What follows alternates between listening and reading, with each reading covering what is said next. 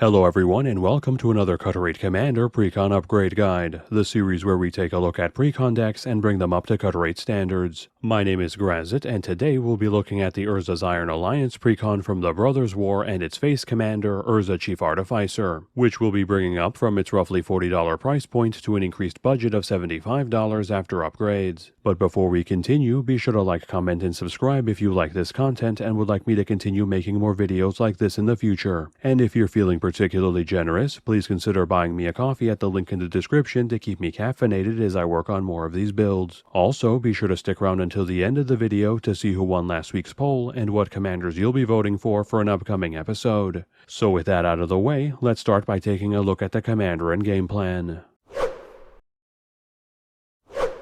Urza Chief Artificer is a 4/5 human artificer with affinity for artifact creatures that costs 3, a white, a blue, and a black, and has the following abilities. Artifact creatures we control have menace, and at the beginning of our end step, we create a 0/0 colorless artifact creature token with this creature gets +1/+1 for each artifact we control. Breaking down Urza's core stats, he possesses a hefty CMC and a below-average stat block for his cost, made up for somewhat by his built-in cost reduction in the form of affinity for artifact creatures to help cast him for cheaper, and a pair of abilities that benefit artifact creature-heavy builds by granting those creatures evasion and growing their numbers on the battlefield. Taking a closer look at his first ability, while Menace is by no means the most powerful form of evasion, it does work very well in decks that either have lots of creatures to limit blocks, or very big creatures to force our opponents to 2-for-1 themselves if they want to block them, both things that artifacts in our colors have very easy access to, making it an overall solid way to empower our artifact creatures and allow them to get in for damage more reliably.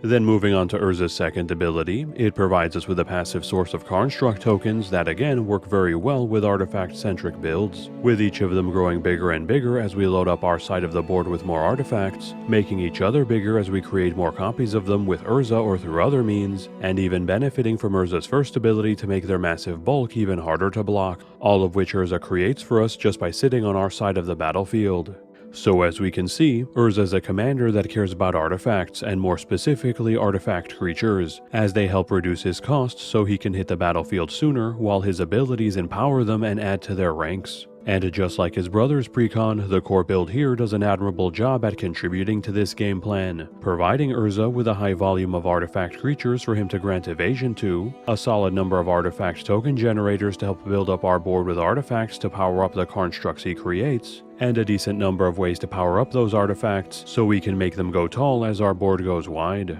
That said, there are a few refinements that can be made to optimize its performance, so in this Precon upgrade, we'll be going even more all-in on artifact creatures, cutting some of the flesh and blood entrants from the core build to add even more machines for Urza to take advantage of, along with additional sources of artifact token creation to quickly grow our board and in turn our constructs to massive size, aiming to flood our board with mechanical bodies to drown our opponents under a sea of automatons. So let's go back in time yet again to the Brothers' War, and this time see it from the perspective of Urza, the hero, for lack of a better word, of the story, despite him being just as guilty, if not more so, than his brother Mishra for the harm he inflicted upon Dominaria, devastating the plane and quite literally sending it back to the Ice Age to defeat his brother, only to eventually betray the very plane he swore to protect by joining the Phyrexians. But while his morality and lack thereof is certainly questionable, his skill with artifice was certainly not, being one of the most, if not the most brilliant mind Dominaria ever saw, and even now that genius may just be the key to defeating the Phyrexians once and for all. So, now that we have a better understanding of the commander and playstyle, let's take a look at the cards we'll be keeping from the base build. Starting off with the creatures that held on to their spots, let's quickly go over the non-mechanical entrants that made the grade by supporting our artifact-heavy build. Firstly, we'll be keeping both Psymaster Thopterist and Digsite Engineer, both being excellent sources of artifact creature tokens, the former by creating evasive Thopters and the latter by creating additional constructs, making them both great ways to build up our board state as we cast our other artifact spells, on top of Psy also letting us turn our spare artifact creatures into draw as needed.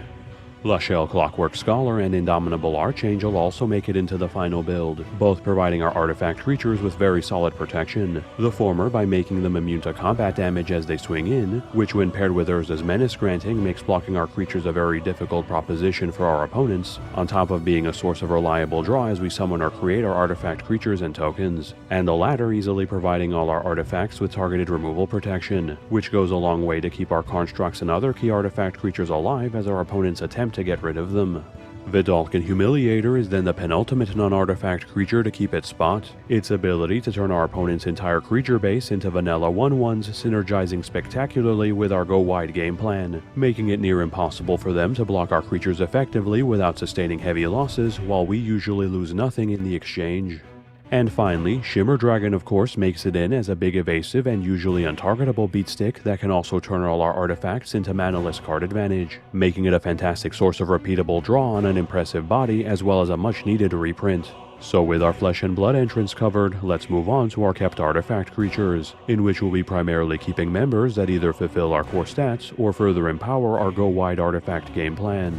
Beginning in the former camp, we'll be keeping both Ethereum Sculptor and Solemn Simulacrum, as they both provide excellent ramp for our build with their artifact cost reduction and land ramp respectively, as well as Thought Monitor, who can typically hit the board much faster than its 7 CMC cost would suggest thanks to its affinity for artifacts, providing us with decent card advantage and leaving behind an evasive artifact body to swing in with and proc our payoffs. Then continuing on to some removal options, Noxious Gear Hulk and Angel of the Ruins both stay in to provide some solid front row and back row removal as they come down to help pick apart our opponent's boards, while leaving behind big evasive bodies to swing in with. Either Sworn Adjudicator keeps its spot by being a source of repeatable removal that hits both creatures and enchantments on another large evasive body, as does Steel Hellkite, which provides excellent repeatable permanent removal as it swings in, and even serving as a partial wipe against opponents with many same CMC permanents in play such as tokens, while again being a big evasive beatstick to continue piling on the damage.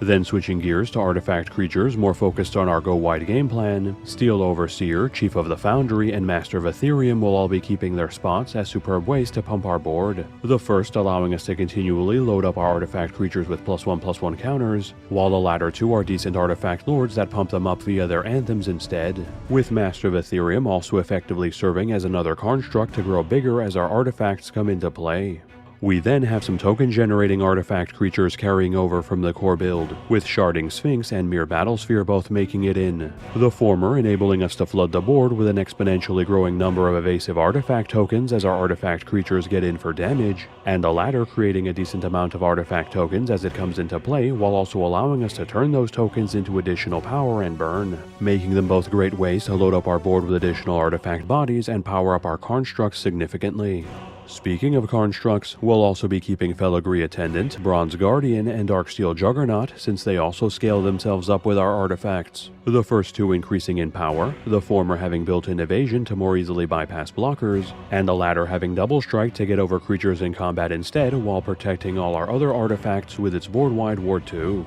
While the last is effectively an indestructible construct that's forced to attack each turn, which isn't too bad of a drawback since our opponents will either be forced to double block it thanks to Urza, or take a substantial amount of damage, either of which we're fine with. Then as our last two kept artifact creature entrants, we'll be holding on to Baleful Strix and Etched Champion, both being evasive bodies, the former through flying and the latter through an easy-to-enable protection from all colors, to help us pile on the damage while either cantripping and screening attacks for us or being incredibly resilient respectively. It's then on to our instant carryovers, where only the removal spells Swords to Plowshares and Despark carried over, each providing us with some cheap and reliable exile-based removal that can help us deal with otherwise resilient threats. Similarly, the sorcery slot doesn't see too many carryovers either, with Vindicate making the cut as another decent source of permanent removal to help us deal with various types of threats, and March of Progress making it in as a powerful source of tokens that we want to overload whenever possible to double the amount of artifact creatures we have in play, which can be devastating for our opponents when doubling up on our constructs. The enchantment holdovers are then up next, with Thopter Spy Network and Bident of Thassa both retaining their spots by being excellent sources of draw that fit into our aggressive go-wide playstyle, with the former also providing us with additional evasive artifact tokens to help build up our board, and the latter's player-specific compelled attack helping break otherwise stalled board states. Tempered Steel then closes out our enchantment carryovers, making the grade by providing a simple but potent anthem for all our artifact creatures to make them even bigger. Then reaching the artifacts that made the cut, we'll start off with our Mana Rock suite, with Soul Ring, Arcane Signet, Azorius Signet, Dimir Signet, and Orzhov Signet, all making it in as cheap and effective ways to speed up and or fix our mana base, along with Liquid Metal Torque and Thought Vessel, which do the same while also providing some utilitarian applications in the form of temporarily turning our non-artifacts into artifacts to benefit from our artifact payoffs, or removing our hand size limit to ensure that our resources don't go to waste. We then have the equipment suite consisting of Skull Clamp, Cranial Plating, and Swiftfoot Boots retaining their positions. The first allowing us to turn our small artifact creature tokens into draw on the cheap to keep our hands nice and full. The second turning the equipped creature into a pseudo-construct to grow in power as we load up our board with artifacts. And the last providing some solid targeted removal protection for Urza or our other artifact payoffs to help them stick around for longer, making them all solid and inexpensive pieces of equipment that are well worth holding on to. And finally, we close out our kept artifacts with Relic of Progenitus, a much needed reprint that hangs on to its position by providing both spot and mass graveyard hate to help counter graveyard focused builds. Then skipping over the non-existent Planeswalker slot in the base build, we finally reach our retained land base, beginning with the original artifact lands Ancient Den, Seat of Synod, and Vault of Whispers, and the newer dual-colored artifact lands Goldmire Bridge, Mistvault Bridge, and Razortide Bridge, all of which provide decent access to our colors while beefing up our artifact count to help pump our constructs and proc our other artifact payoffs. And Darksteel Citadel also holding on to its spot to give us one more artifact in our land base for us to make use of. Then moving on to our non-artifact land base, we'll of course be keeping Command Tower as well as the slower Arcane Sanctum and Path of Ancestry since they tap for all our colors to help improve the deck's consistency, with Path of Ancestry also providing us the occasional card selection thanks to our non-zero number of Artificers, along with Spire of Industry, which also provides us easy access to all our colors on a land that comes into play untapped thanks to our artifact-heavy build. Exotic Orchard will also be staying in, providing us with another land that comes into play untapped that will usually tap for at least 1 to 2 of our colors, again providing us with reasonable fixing without slowing us down. Then quickly running down our dual mana lands, we'll be holding on to the battle lands Prairie Stream and Sunken Hollow, both of which provide fixing while usually coming into play untapped. River of Tears, which again provides us easy access to 2 of our colors while coming into play untapped. The Filterland Skycloud Expanse, which provides solid color fixing for the build, and the Scrylands Temple of Deceit, Temple of Enlightenment, and Temple of Silence, all of which are slower than the other entrants due to coming into play tapped, but make up for it with their ETB Scry to improve the deck's consistency with their card selection. And as our last mana land, Evolving Wilds makes the cut by providing decent mana fixing as a slow fetch to help further improve this 3-color build's consistency. Then as our lone utility land holdover, Bajuga Bog keeps its spot by providing simple no-nonsense graveyard hate to help combat against graveyard-focused builds from the land slot. And finally, we'll be keeping 4 plains, 4 islands, and 3 swamps from the base build as our basics to round out our mana base. That leaves us with a final tally of 74 cards including basic lands we'll be keeping from the base build, leaving us with 26 cards to replace. So, now that we've covered all the cards that made the cut from the core build, let's move on to our upgrades. Starting off with our creature upgrades, we'll begin by swapping out some of the core build's non-artifact entrants for new members that fit better with our artifact-heavy build. To that end, we'll be cutting the Legend Sandwell Avenger Ace, which would be a much better fit in a more vehicle-focused build as a mono-white source of repeatable card advantage, and Olayla Artful Provocateur, who is admittedly a decent artifact payoff but is hurt in this build by the fact that the tokens she creates aren't artifacts, and replacing them with Padim Consul of Innovation and Vedalken Archmage, both of which serve as excellent sources of card advantage that fit perfectly with our artifact-heavy build, and Padim also providing all our artifacts with targeted removal protection to make dealing with them even harder for our opponents. Then from there, it's on to replacing the flesh and blood creatures from the base build with additional artifacts, starting with Scholar of New Horizons and Wreck Hunter being axed, the ramp they provide being very solid but just not ideal in this build, the former due to lack of reliable +1/+1 counter generation, and the latter being a bit too dependent on board wipes or mass removal to be reliable for us. So Foundry Inspector and Joyrus Familiar will be taking their spots, the artifact cost reduction they provide being much more applicable to our build while also benefiting from our artifact payoffs.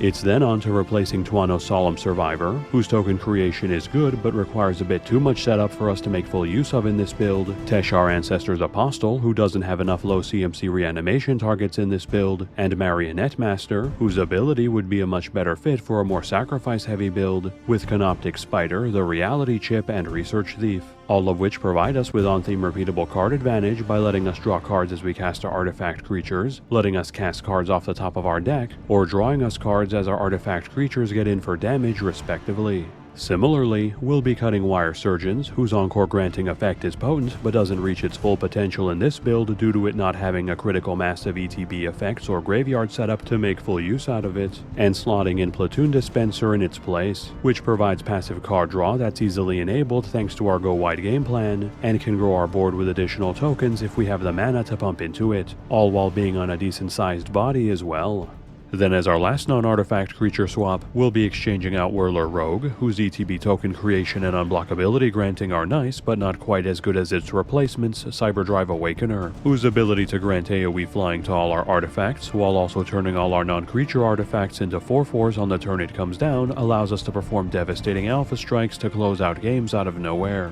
And lastly, reaching our final 2 creature upgrades, we'll be scrapping Chrome Courier's lackluster ETB cantrip and life gain for Crypto Thrall's AoE hexproof granting to improve our artifact creature's resilience against our opponent's removal attempts, and cutting Sharum the Hegemon's one-time reanimation effect on a high CMC body for Scarecrow instead, who hits the board faster and provides more repeatable artifact creature reanimation throughout the course of the game. Our instant upgrades are then up next, where we'll be swapping out Amric's Filigree Thrasher, whose non-destruction artifact-based removal is nice but a bit too slow for us, Unbreakable Formation, which is a good way to protect our board but we'll be adding cheaper options that do that and more, and Sphinx's Revelation, which is a decent scalable draw effect that is no longer needed after the changes we've made to our creature lineup, and adding in the removal suite consisting of Dispatch, Disruption Protocol, and Stoic Rebuttal, all of which help us shore up the base build's lack of instant speed interaction with potent exile-based removal and counter spells that work great with our artifact-heavy playstyle. Then proceeding to our sorcery upgrades, we'll be refining the board wipe suite from the base build with ones that fit better with our playstyle, cutting Urza's Ruinous Blast, which is a bit too legendary focused for this build, and Phyrexian Rebirth, whose token creation after the wipe isn't terrible but we can do better, and replacing them with Their Name is Death and Organic Extinction, both of which scour the board of non-artifact creatures while leaving our boards relatively untouched, allowing us to use it to recast our commander at his reduced cost thanks to his artifact creature affinity.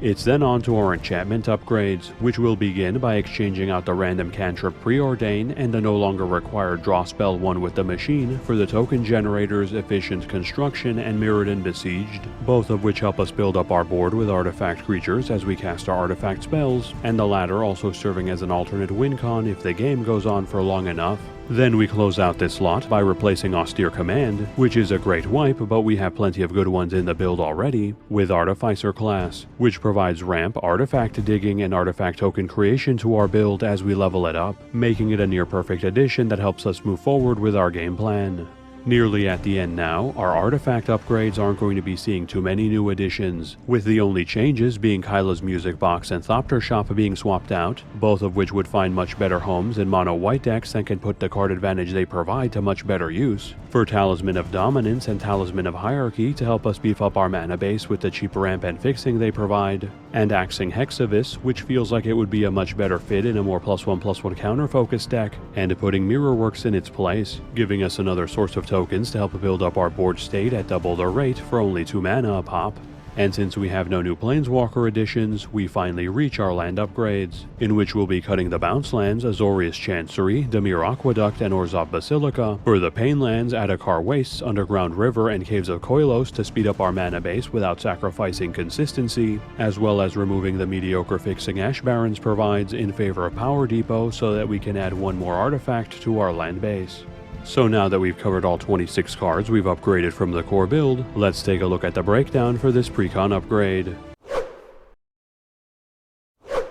This deck currently has 35 creatures including the commander, 5 instants, 4 sorceries, 5 enchantments, 15 artifacts, 0 planeswalkers, and 36 lands. Looking at the stats that matter to our game plan, we have a total of 50 cards that are considered artifacts, 26 of which are artifact creatures, 12 sources of artifact creature token creation, and 41 cards that care about artifacts, giving Urza plenty of artifacts to power up the constructs he creates, a substantial number of artifact creatures and artifact token creatures to benefit from his AoE menace granting and to help reduce his cost as we cast and recast him, and a huge number of artifact payoffs to both generate value from and empower our artifact heavy build. For general deck stats, we have 14 ramp sources, 13 card draw sources, 10 targeted removal sources, and 3 board wipes, giving us a fairly typical spread for our core stats with no real outliers. Looking at our mana curve, we have 5 1-drops, 17 2-drops, 13 3-drops, 11 4-drops, 7 5-drops, 7 6-drops, 3 7-drops, and 1 10-drop, leaving us with a mid-weight curve that aims to get as many artifacts on board as quickly as possible, preferably artifact creatures or sources of artifact token creatures to help reduce Urza's cost, followed by our commander so he can begin producing constructs to keep growing our board with powerful ever-growing threats, while also empowering them alongside our other artifact payoffs until our army of machines crushes our opponents underfoot. The final price of this build then comes out to be $75.31 after upgrades. This price does not include tax and assumes that the price you paid for the Precon was $40. The price of the cards was calculated by using the cheapest listed marketplace price on TCG Player at the time of this recording. For side grades, if we want to reduce our token creation to add in another Anthem to empower our artifact creatures, we can exchange out Efficient Construction for Urza Prince of Krug, who serves as a tempered steel on a body and, if we have enough mana, as a way to create additional token copies of our artifacts. Alternatively, if we want to add some additional consistency to the build, Mirrorworks can be swapped out for War of Invention, which allows us to tutor up our most powerful artifact directly into play, while also allowing us to use our artifacts already in play to help pay for it. Then for further upgrades, cutting Tempered Steel for Forsaken Monument would provide the same Anthem effect for our artifact creatures while also letting us double up on our colorless mana sources and gaining us life as we cast our artifacts. Efficient Construction can be exchanged for the Planeswalker Karn Scion of Urza to give us access to more construct generation and repeatable card advantage. Their Name is Death can be swapped for Tezzeret Master of the Bridge to passively turn all our artifacts into cost reduction while also providing artifact-based life drain, reanimation, and even cheating them into play with his ult. And River of Tears and Badalkan Archmage can both be exchanged out for Urza Saga and Urza Lord High Artificer, giving us access to even more construct generation alongside powerful tutoring, ramp, and card advantage. And lastly, swapping out Power Depot for Mishra's Workshop would provide us with a huge amount of ramp to help pay for our artifacts, though we wouldn't be able to pay for much else for the foreseeable future considering its cost.